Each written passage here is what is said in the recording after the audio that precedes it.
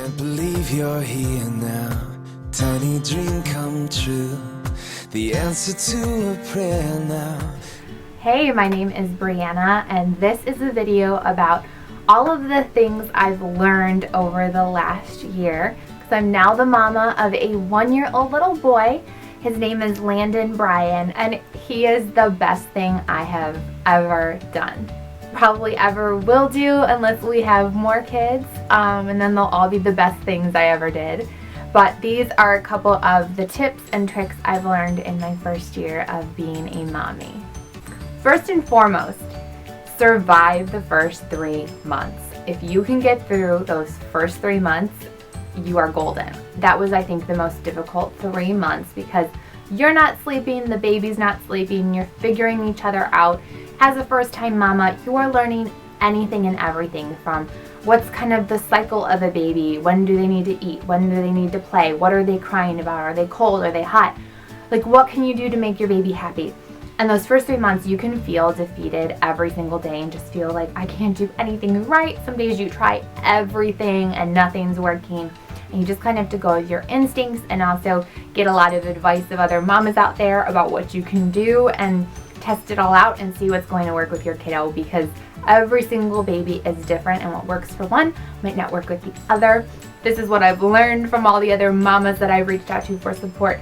So, I mean, don't ever get discouraged if you're trying something that's not working. It might work one day and it might not work the next day. So just keep trying and hang in there those first 3 months. And there's something about it, like after those first 3 months, like more just clicks and your baby just reaches a point too where you kind of know each other and they're like adjusted from life outside of the womb to planet Earth. I've heard a lot of other mamas refer to like the 4th trimester. I think it has to do with those like first 3 months out. They're still so used to, for 9 months, even more than 9.5 months really, they've been inside of you. So they still need to be on you and attached to you. Yet like you're trying to get them adjusted and more independent and understanding the world around them. So those first 3 months are really testing, but if you can stick it out, it all just like feels so uphill from there. Another thing I learned, breast is best, but it's also a huge test. Trying not to be like Dr. Seuss, sorry for the rhyming, but it really, I mean, it's amazing. So I had a kid that was not a sleeper. He wanted to wake up all the time in the middle of the night because he wanted his booby time.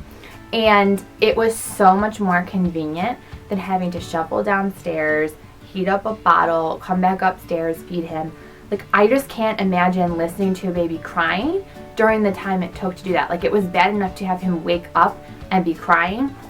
And it was just so much easier to like go into his nursery, or at the time when he was still like next to our bed, pick him up, latch him on, and within 5 seconds my baby was happy and eating and nursing. And while it is very taxing on you and your body, I mean, it's physically draining because you're so tired. It also is a little bit screwy with your emotions because you're suddenly the sole life support for this beautiful baby that you've created. And even though you've been doing that for the last 9 months, it's a lot different when you see them and kind of know how they respond to you.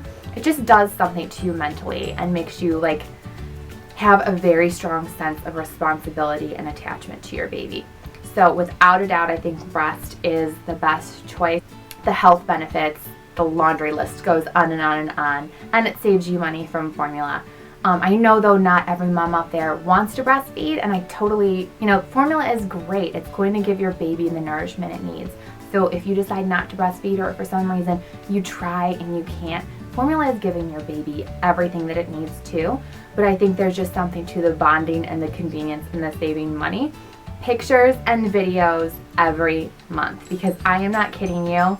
I sort of, without trying in the beginning, I think it was just because I was home from work and on maternity leave and bored and had the time on my hands, that I would probably take a picture and a video at least once a day. But then once I did go back to work, I would still try really hard to at least take a couple pictures and videos every single week, some weeks even more than that. But I always hold very true and steady every month that it was his day of the month, the 20th, I would take that monthly picture religiously. And I'm so glad I did. There was many, many, many of those days that I was like, I'll wait, or I'll just do it some other time this week. And life gets crazy and busy, and I'm so happy I did it when I did it, because you can really see the transformation in him from month to month to month. So I would just say, even though things are busy, take the time to like snap a fast picture and just document your baby when they're in that phase, because they truly change so dramatically. I mean, his face, his body, his hair, everything would change so quickly, even week to week sometimes. So don't miss out on capturing those moments. That also leads me to updating the baby book. So that is another thing that if I did not religiously make sure that I measured him and weighed him and thought about what the milestones he'd accomplished that month were and written them all down, I could not tell you the difference between like what he was doing at 7 weeks or 7 months right now, and he's only a year old. And I know that probably like could seem to some people like I'm a bad mom and I don't pay attention to my kid, but things change and happen so quickly that if I didn't write it down and document it on a regular basis, I couldn't tell you when those things actually happen. And I feel like I give so much credit and appreciation to my mom because she was really diligent about our baby books. And so it's really great to be able to go back and look at them now and say, oh, here's what I was doing at 10 months and here's what my son's doing at 10 months, and kind of compare our milestones and our pictures to see, you know, do we look similar? Were we anything alike at that age? So yeah, I feel like it's a great resource. I hope he can use it someday when he's having children of his own. This is something I thought a lot about, and it's kind of my goal before we try for our next baby. But I worked out at least 3 or 4 times a week while I was pregnant with Landon. And when I was going back from maternity leave, so really you're not supposed to work out or anything for the first 6 weeks after you have the baby. So I had about a 6-week period where I could be working out.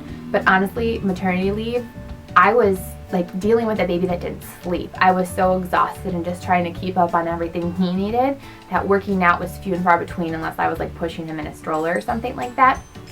So I was kind of planning, once I did go back to work, switching off with my husband or figuring out on the weekends kind of in our schedule how we could make it work so that I could go back and do some workout classes. Well, my husband tore his Achilles tendon and that kind of nipped all that in the bud. But I was able to get back down to my pre-pregnancy size clothes, and I think I was back to my pre-pregnancy weight about 6 months after I had Landon.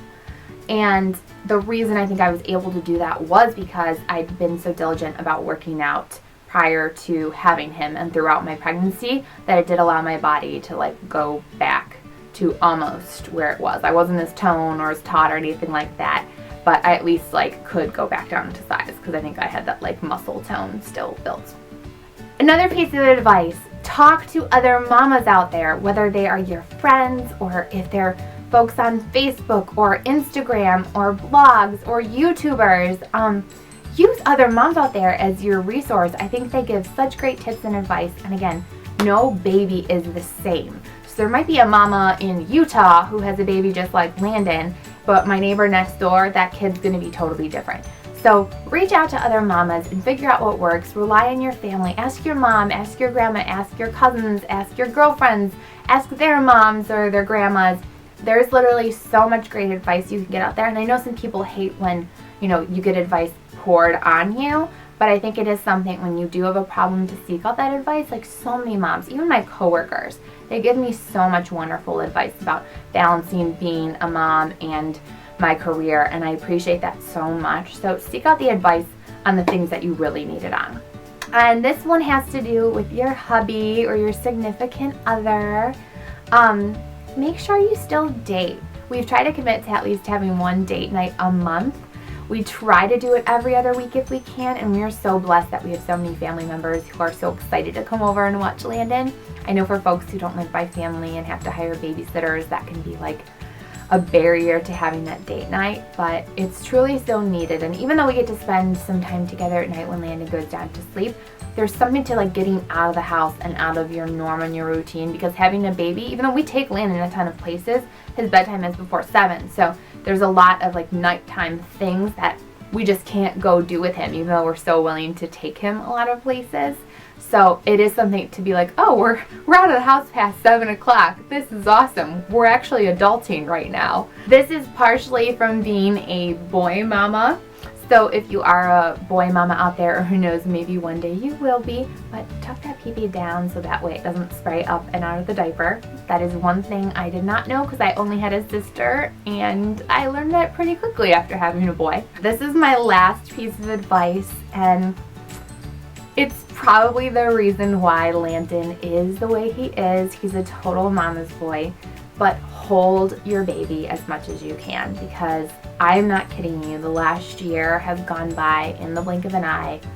And I know at times it didn't feel that way, but my little boy, I mean, he's a little boy, he's not a little baby anymore. And when I just think of like how little, like the fact that he was 1 in my tummy, and then like I think about holding him when I like first pushed him out, and just how little and fragile he was. And now he's this like big, tough, mobile boy. And I just think about that and like how quickly it all happens, and I'm trying to think in a year from now, like, is he still gonna let me hold him? Is he gonna want my hugs? Like right now he's such a mama's boy. Like all he wants is hugs and kisses and cuddles from mama, and I'm loving it, and it's the cutest thing in the world. And I just cringe thinking of the day when he's gonna be grown up and not want mommy anymore.